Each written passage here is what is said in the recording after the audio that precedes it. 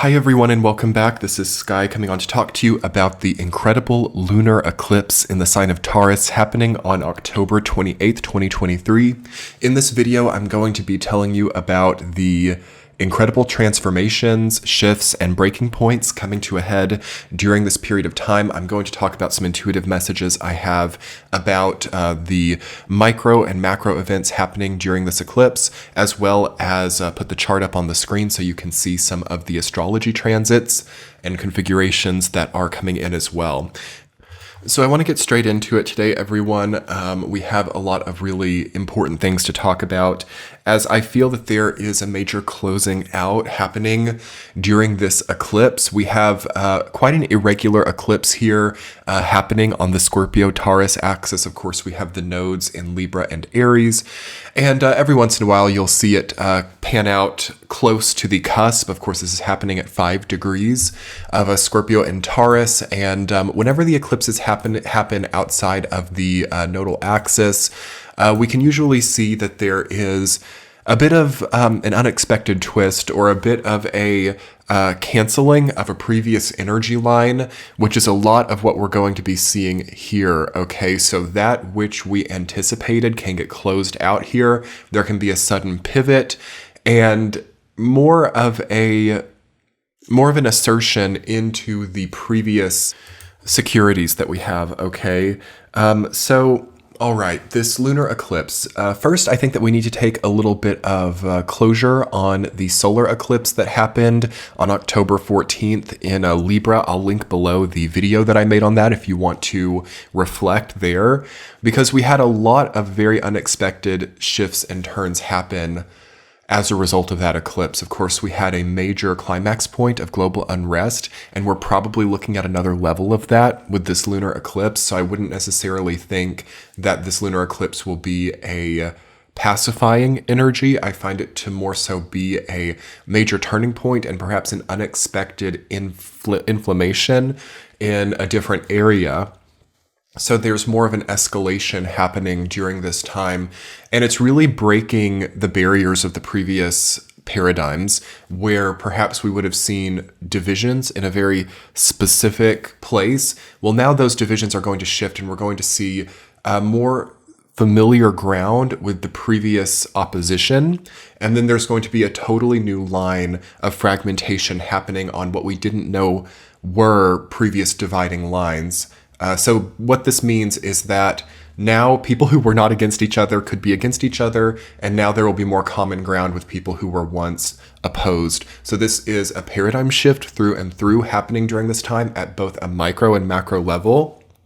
And there's going to be a change of rules, all right? A change of rules. That's what I saw with the solar eclipse in Libra. So we had Mars debilitated in Libra, right? It's in Scorpio now, but before we've had like quite a while of Mars transiting. It hit the south node, and this created a sort of like debilitated rule setting, and perhaps a lot of breaking of rules or a breaking of norms, which again caused this major paradigm shift that we're seeing now.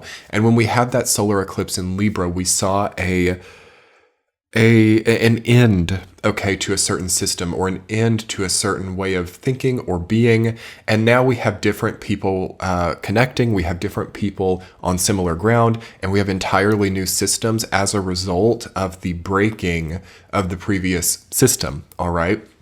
So I may still have a few things that come up about that previous solar eclipse, but what I feel this means for the lunar eclipse, okay, that comes after the solar eclipse, I think it means there's a new coalescing, okay? So there's something that we couldn't have expected that generates here. And for some people, it's really great. I mean, we're going to see things all across the board.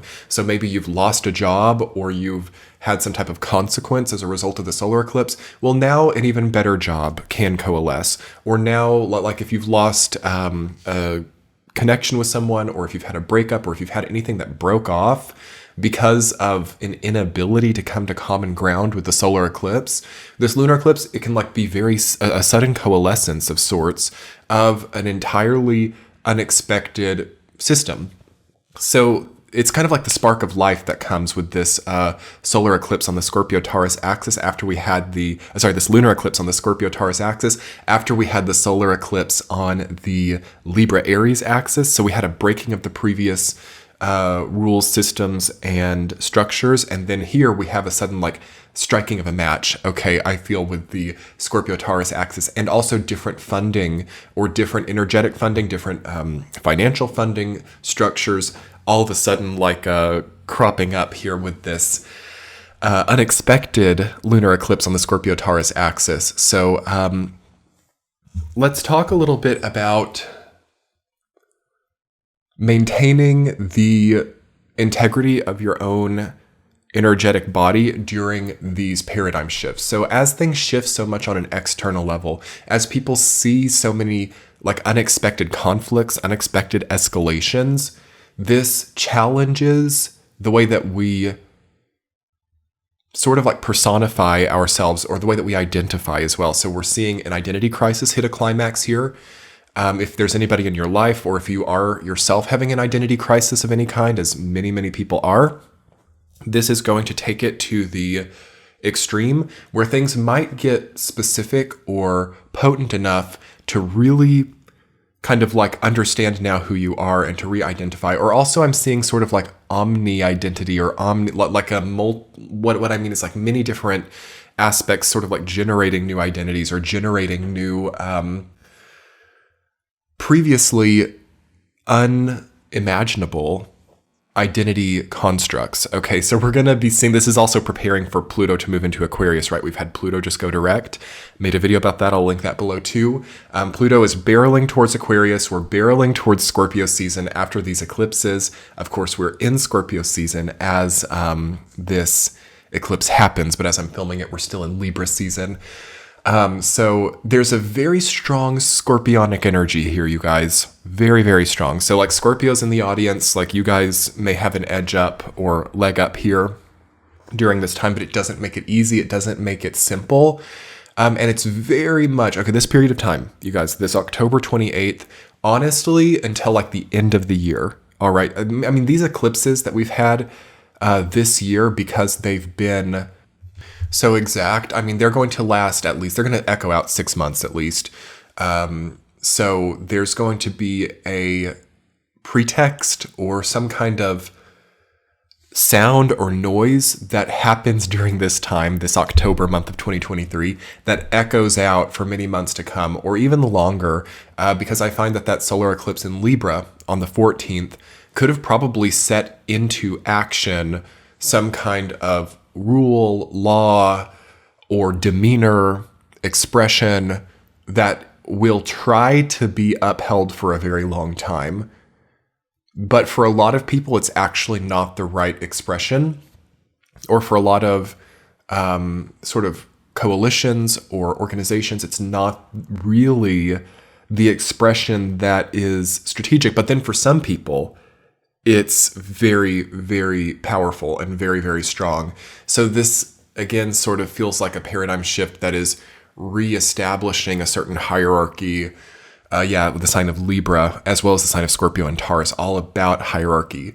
And the fact that these eclipses are happening off the axis a little bit, there's like an unexpected hierarchical shift. There's an unexpected change in the chain link sort of authority, or the chain link actions. So cause and effect takes an unexpected turn during this period of time. So that means it's not so great to have everything on the line here. We really need middle of the ground compromises during this time. If you have anything in your life that's very polarized, as I'm sure everybody does, try to find middle of the ground compromises and try to see if an unexpected turn of events, or if a further polarization can't in some way be advantageous or beneficial. This is a period of time where I feel that we do have to change our own step, or we have to alter our own chain of events according to what coalesces. So flexibility and adaptability are important during this time. And a lot of people's egos, however, won't allow them to shift their beliefs or shift their step because it's too ingrained in their identity that they need to feel as if they can set out on a specific path and not be interrupted or not be diverted, because diversion to a lot of people feels like failure. So there's this kind of desperate energy here during this time where people are like putting everything they have into accomplishing what they set out for and not trusting that diversion could be beneficial in the long term. Again, trusting more in that preconceived idea of the end goal than trusting in the way that the universe or a higher power might work in tandem with that. So we definitely have, with these eclipses, like issues of self-deification, over trust in self, also not connecting to the right timelines. This is important to talk about. Okay, this is a great insight. So as time passes, things change. Okay, as time passes, different forces, different events, actions, people, okay, come into the experience and can have an effect on the way the momentum is moving. But what I'm seeing about this time is we have people perhaps, with this late Pluto and Capricorn energy, with perhaps like these preconceived notions or preconceived ideas dating back for some people decades or even, 7+ years ago.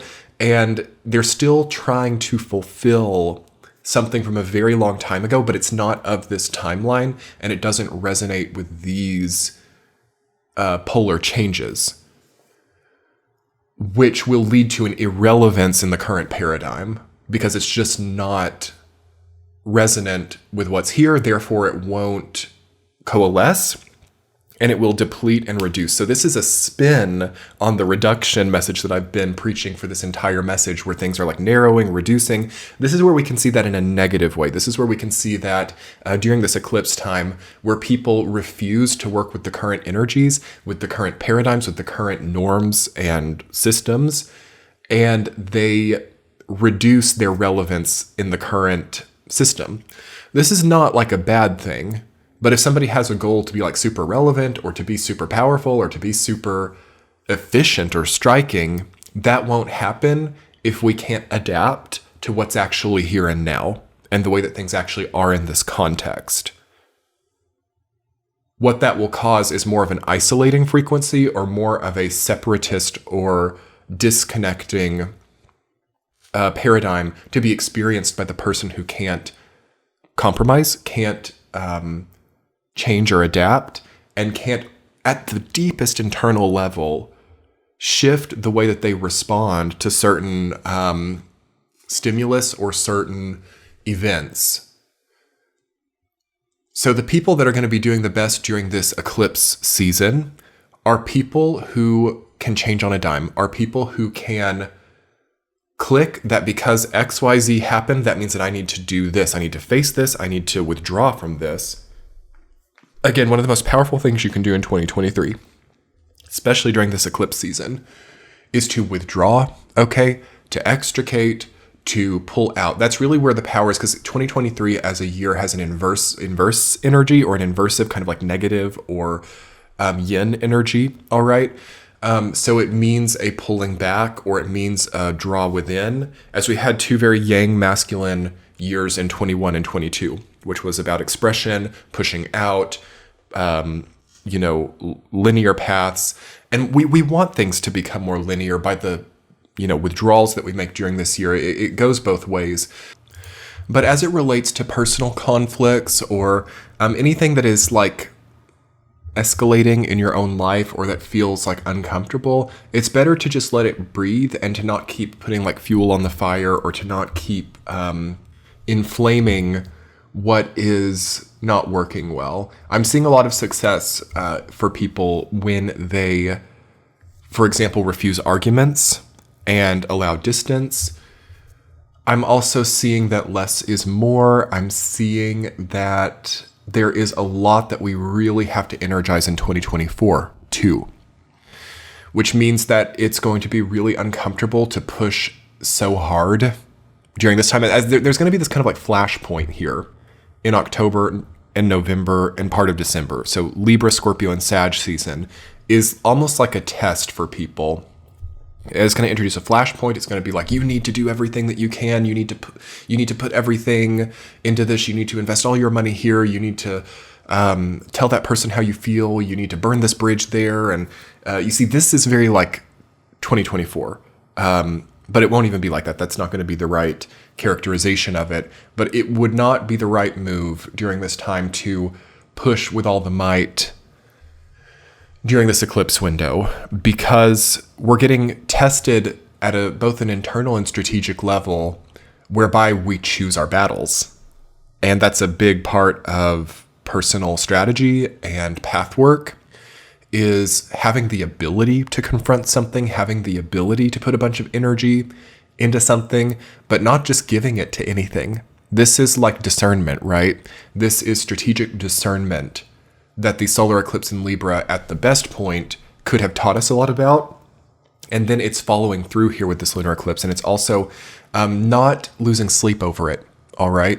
It's like, okay, did I make the wrong choice? We have this kind of like angry energy that is present during this time, where it's like, couldn't I have done better? Couldn't I have made more? Couldn't I have shown people who I was in a more distinctive way? And this is this kind of like egotistical, persona-based flaw that I feel coming up here, where a lot of people at least, are quite damaged with the identity expression, and they're afraid that they're not showing people who they are. They're afraid that people have the wrong impression of them. They're afraid that, and this can be like based in real proof, as I'm seeing a lot of people mischaracterize during this time. I'm seeing, okay, this is interesting.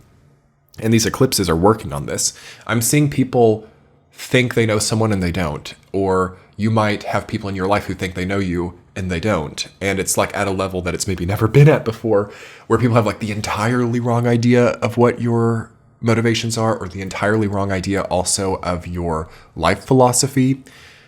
This can be as a result of not connecting with people. Maybe people are basing who you are on like a past version of you. And this lunar eclipse in Taurus is going to work on this. It's going to start to kind of show people the truth. And thinking about this from the other perspective, careful about thinking you know somebody too much, or that you're too familiar with their circumstance, because this can like lead to a weird karmic situation where you have to be proven right or wrong. Anything that has to be proven right or wrong, any judgments that have to be made, it's not the best time for, because we had this sort of like debilitated Libra energy all month, really, and leading up to this with Mars in Libra, debilitated in Libra. And also an eclipse energy is usually kind of like a debilitated energy. And of course the sun is not the best in Libra either. So an eclipse in the sun sign of Libra with Mars having been in Libra. The South Node can also, it's not like a debilitated energy, but it can cast a challenge. The South Node is about challenges. It's about kind of like less perceptible, subtle undertones, which for a lot of people are very challenging to work with. So that energy of Libra, right? The energy of law, balance, measurement, weighing things out, has been very debilitated. So it's very likely to have budgets fail, to have like the previous judgment about what it took to do something be wrong, to also have like quotes be wrong, or estimates, like to overpay, to that's very likely, and also just to not have the right data or not have really the right intel, and then make a judgment based on the wrong information. So that's what causes chaos, right? That's what causes things to be with a type of momentum that leads to not the best place. So speaking more positively, how we can use this eclipse or work with this eclipse in a way that's more positive, well, we can make new judgments or start to form perhaps like a system of checks. Okay, what I mean is like checking, like, is this data right? Can I get multiple quotes? Can I make sure that I'm not over-reliant on any one person or any one stream to the degree that it can basically be a chaotic element in my life. This eclipse has a lot to do with reliances. It has a lot to do with entities, okay? Meaning like, okay, I work for this corporation. It's my only source of income. That means it has a lot of power over me, and that means that it does not necessarily have to, it's not like conflict of interest, but it's like a conflict of monopoly, or like being monopolized by someone, being monopolized by a certain area or a certain like income. These things are going to be very visible here, where it's like, okay, I have a certain lifestyle that can't be achieved without this income. Therefore, this income monopolizes my energy. I think that after this eclipse, and as we build up the 2024 year cycle, there's going to be new opportunities to be creative with things, but we're not quite there yet. We have not quite crossed those bridges, but it could be because of the way that we feel subordinated by that which monopolizes our energy here, that we shake that off and step into a more authentic place in the coming months. So yeah, I can kind of predict that with this eclipse. If there's anything that is too powerful over you, it might have like an ego explosion or like a very chaotic energy, which might then compel one to change that or to not be so reliant.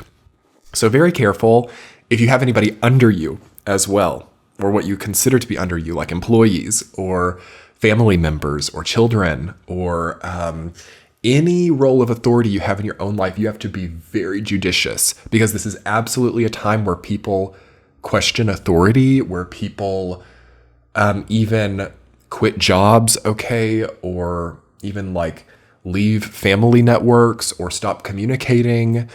It's a very easy time for the misapplication of any kind of control. So we have to be very responsible if we have any control over anything. And I will say that people, honestly, who are just kind of like waking up and realizing I have control over nothing, I have no authority, there's like a very good opportunity for them also to step into a more authoritative place, because by not having the authority or not having the control here, there's maybe a lot of room to work with that, because it seems like quite a negative cast, right? This debilitated Libra energy, this debilitated Scorpio Taurus axis happening. That kind of indicates, when I say debilitated Taurus Scorpio axis, I mean the eclipse happening on it. It indicates a change in authority and a change in hierarchy, a change in equity and ownership as well. And okay, just to put the chart on the screen, I may already have it on the screen, but I want to just talk about the configurations a little bit more. So moving into this chart. It's one of the most powerful eclipses. Okay, both of these eclipses are some of the most powerful eclipses I've seen in a really long time, because this has the sun and the moon, as any eclipse would. It has the inner planets of Mercury and Mars, the middle planet of Jupiter, and the outer planet of Uranus. So in astrology, configurations are most powerful when they have either the sun or moon, inner planets, and outer planets, when you have everything at every level involved. And this is one of those eclipses. It's kind of a hexagon here, because we've got 3 on both sides. We've got a 3v3 situation. And on the Taurus side, we have the moon, Jupiter, and Uranus. Jupiter and Uranus are both retrograde. And on the Scorpio side, we have the sun, Mercury, and Mars. Now, the Scorpio side looks better here to me, because Mars is at home in Scorpio. Mercury is quite well in Scorpio. The sun is quite well in Scorpio. It's arguable that Uranus is debilitated in Taurus. That's not like settled upon, but I might assert that Uranus could be debilitated in Taurus, as it's quite well in Scorpio. Jupiter is great in Taurus, but it's retrograde. Also, whenever Jupiter and Uranus are together, this is like the energy of storms. This is chaos. This is lightning. This is like really unmanageable, uncontrollable energy. So the fact that those are combining with a moon is exalted in Taurus, lunar eclipse, this is like what happens when people lose control of very unwieldy situations and you just can't know the outcome. It's like a storm. Okay, storms during this time, absolutely. But, it's happening at other levels than just the weather. But it's basically like a situation becomes so unmanageable that it just has to work itself out. It's like when you have a certain kind of virus, no medicine can sometimes help it. It just has to work itself out. And that's a scary thing to go through for a lot of people. So on the Taurus side, and of course the sign of Taurus, it rules money, finances, money earned. It rules also food and material well-being. And it also rules more superficial romance too. So things in any of these territories can be really stormy here and unpredictable. However, the Scorpio side looks great. Okay, I mean, the Sun, Mercury, Mars, and Scorpio, this is like people totally understanding something. This is like a click. This is something clicks into place. There's a light bulb moment. There is also a very clear cut what I will do and what I won't do circumstance. So like boundaries are more coming into place here. Also with Mars and Mercury being almost exactly conjunct within 1 degree. This is great. Okay, so this is Mars finally getting into a healthy place, and it's going to come to the mind, right? Because Mercury is the mental, logical force. So there's an understanding of what needs to be done with Sun, Mercury, Mars at the most micro level. So within this stormy energy, we're going to have a lot of people suddenly realizing exactly what needs to be done in their own lives. And that means that a lot of things are going to be canceled. That means that a lot of things are going to be quit, okay, halted, stopped, withdrawn from, and things are going to be reapplied. So paradigm shift through and through again. But I like this. I like this part of the eclipse because it indicates to me that there's going to be a reclaiming of power by the individual. And there's also going to be a sort of a conviction, or when I say conviction, like being resolute, or like someone doing something with conviction, like it's like really, really motivated and powerful. So there's like going to be a growth in motivation. There's going to be also a growth in grit. All right. Like I can do this. Like I can put one foot in front of the other, and I can overcome this stormy energy. It's a very kind of like survivalist energy here, actually. That's what I would call this eclipse. It's like the growth of the survivalist, the growth of the survivor. It's like the birth of the survivor. Okay, this is like very strong, but it's not easy. Okay, and it's not pretty, and it's not elegant. It doesn't smell good. Okay, it doesn't have a refinement. This is like what it takes for some people to survive. We have the survival of certain identities on the line here. We have the question of whether people are like allowed to exist or not here. We have the question, like that level of stuff, which means that this is not a time where like these sort of like luxurious first world things can really even be on the mind, which is going to be hard for some people because, yes, for a lot of people, it's like the only thing that is like keeping them together. Like I have my, I have a certain luxury quotient, or I have a certain, comfort in my life that keeps me feeling okay despite all of the chaos happening. I would think less about that stuff here. For most people, there needs to be real, identity level, self level preservation here, but not just preservation. It's really a choice of survival for a lot of people. And then it can be more than just survival of people. It can be like survival of certain inspiration, preserving a certain path, preserving a certain potential. It can be happening at that level too, where it's like, I can't sacrifice certain wavelengths or certain paths. Like I'm not about to get off of this path. I'm not about to step away from it. I know it's going to be this is the best angle of this eclipse, or the most positive potential. It's just like feeling really convicted or really resolved in your path, a growth of resolution, a growth of motivation. But on the hard side, this is a loss of control for some people too. This is like a situation being totally out of their control at this point. Legal proceedings, all right, that are totally out of control of the people involved. Also wars, okay, being out of control of the people who are working on it. Also, viruses or sicknesses being out of control is possible here. Anything that evokes that feeling of like, the medicine can't affect this. This has a momentum of its own. Or anything that evokes, okay, I'm not also willing to be a stakeholder in this for some people because it has a momentum that's out of control. So again, withdrawal can be good. Withdrawing from certain conflicts, not being somebody who's attempting to control certain things is indicated.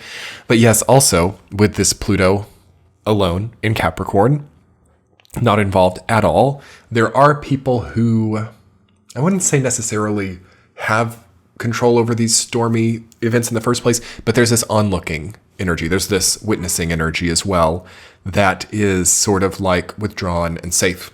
So that's a very powerful place to be here, but it's not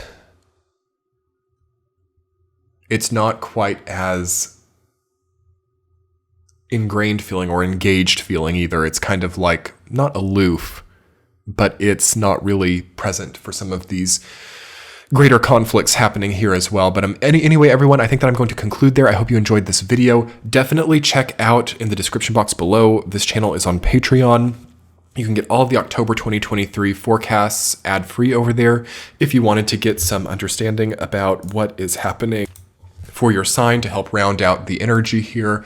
Also, the November 2023 forecasts will be going up before too long.